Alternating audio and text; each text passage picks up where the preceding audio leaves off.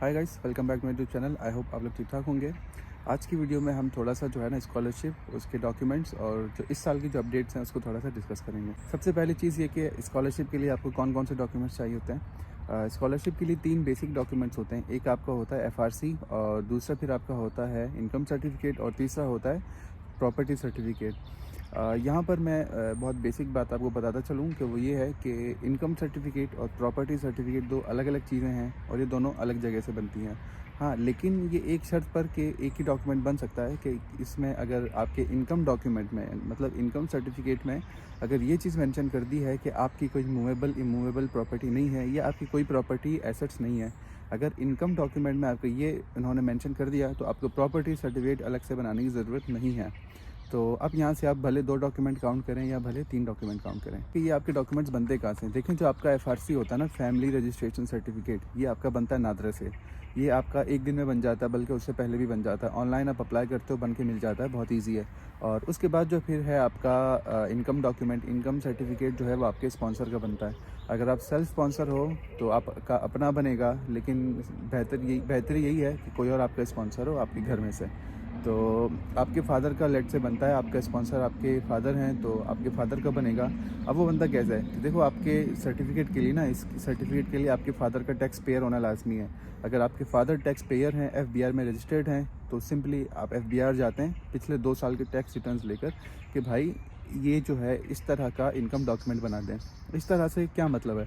इस तरह का मतलब ये है कि कुछ रीजन्स ऐसे हैं, दो कहते हैं कि 2024 का ही हमें सर्टिफिकेट दो, कुछ कहते हैं 2023 का दो, और कुछ कहते हैं कि हमें 2 साल पिछला इनकम डॉक्यूमेंट चाहिए, मतलब 2 साल पहले आपकी क्या इनकम थी, तो उस हिसाब से आपने इनकम डॉक्यूमेंट बनवाना है। तीसरा जो बेसिक डॉक्यूमेंट है वो है आपका प्रॉपर्टी सर्टिफिकेट।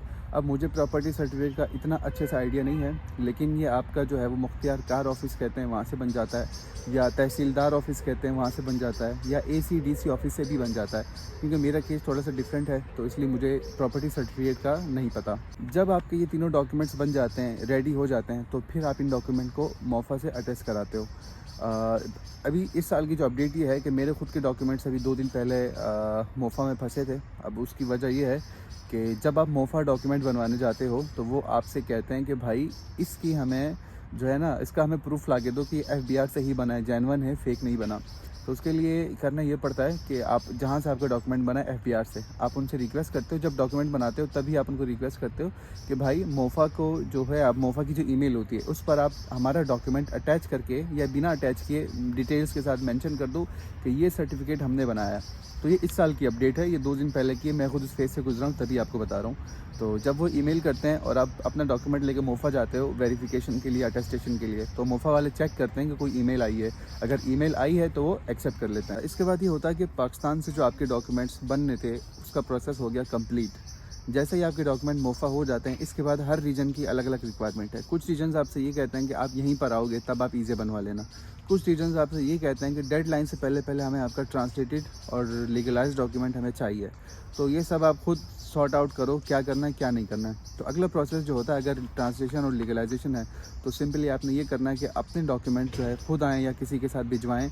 अगर आप किसी के साथ भिजवा रहे हैं, मतलब किसी और को ये अथॉरिटी दे रहे हैं कि ये बंदा मेरे बिहाफ पे डॉक्यूमेंट्स ट्रांसलेट कराएगा और लीगलाइज कराएगा, तो आपने उसके लिए करना ये है कि एक अथॉरिटी लेटर बनवाना है। उसमें उस बंदे की डिटेल्स मेंशन करनी है जो आपका डॉक्यूमेंट ट्रांसलेट कराएगा और लीगलाइज़ कराएगा, कि ये बंदा मेरे डॉक्यूमेंट ट्रांसलेट लीगलाइज़ कराएगा, और उसको भी मौका कराना है अथॉरिटी लेटर को। जब ये सारे डॉक्यूमेंट्स हो जाते हैं तो आप अपने सारे डॉक्यूमेंट्स उस बंदे को भिजवाते हैं कि ये वो आपकी बिहाफ पे लीगलाइज़ कराए। तो जब वहाँ जाता है वो एम्बेसी या कॉन्सुलेट मिलान या रोम, और वो पहले मिलान से या रोम से उसको ट्रांसलेट कराता है। आपकी जो डॉक्यूमेंट्स होते हैं स्कॉलरशिप के डॉक्यूमेंट्स, उसकी ट्रांसलेशन इटालियन लैंग्वेज में हो जाती है। उसके बाद जो आपके सेम डॉक्यूमेंट्स होते हैं जो जिन्होंने ट्रांसलेट कराया, वो एक पेपर भी हो सकता है, 2 पेपर भी हो सकता है। उस ट्रांसलेटेड डॉक्यूमेंट को वो लेकर जाता है परफतूरा, एक अलग ऑफिस होता है इटालियन ऑफिस। अब परफतूरा लेकर जाएगा और वो वहाँ से उसको लीगलाइज़ कराएगा। तो इसके भी पैसे होते हैं और ट्रांसलेशन के भी अलग से पैसे होते हैं। अब आपके डॉक्यूमेंट्स हो गए रेडी। अगर आप एर्गो के स्टूडेंट हो, मतलब एर्गो रीजन में आप अप्लाई करते हो, तो आपने अपने ओरिजिनल्स और ट्रांसलेटेड और लीगलाइज दोनों अपने एर्गो पोर्टल पर अपलोड करने हैं। अब इसके बाद बात करते हैं टैक्स फ्री जो एरियाज़ हैं उसके, वहाँ के स्टूडेंट्स क्या करें। देखो, अगर आप टैक्स फ्री रीजन में लाई करते हो तो सबसे पहले आप जो है ना एसी या डीसी ऑफिस से, मुख्तियार कार या तहसीलदार ऑफिस से अपने डॉक्यूमेंट बनवा सकते हो। एक तो वहाँ से सिंपली डॉक्यूमेंट बनेगा और वो डॉक्यूमेंट बनने के बाद लेट से जैसा कि मैं बनवाता हूँ एक ऑफिस है, और वहाँ से बनवाने के बाद मैं सिंपली मतलब जहाँ से बनवाता हूँ उनका ओरिजिनल साइन और ऑफिशियल स्टैम्प भी उस पर होना चाहिए। अब वहाँ से बनवाने के बाद सिंपली मैं मोफ़ा कराता हूँ। मोफ़ा कराने के बाद यहाँ लाके उसको ट्रांसलेट कराता हूँ एम्बेसी से, और एम्बेसी से ट्रांसलेट कराने के बाद सिंपली लीगलाइज़ करा देता हूँ। That's it.